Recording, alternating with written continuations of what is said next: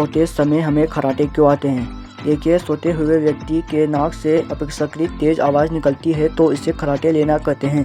इसे obstructive sleep apnoea कहा जाता है, अर्थात नींद में आपकी सांस में अवरोध उत्पन्न होता है। इसके कारणों में नाक से लेकर श्वास नली तक कोई भी कारण हो सकता है। छोटी गर्दन मोटापा इसके अन्य कारणों में सम्मिलित है। कुछ लोगों की तो श्वास नींद में पूरी तरह अवरुद्ध हो जाती है।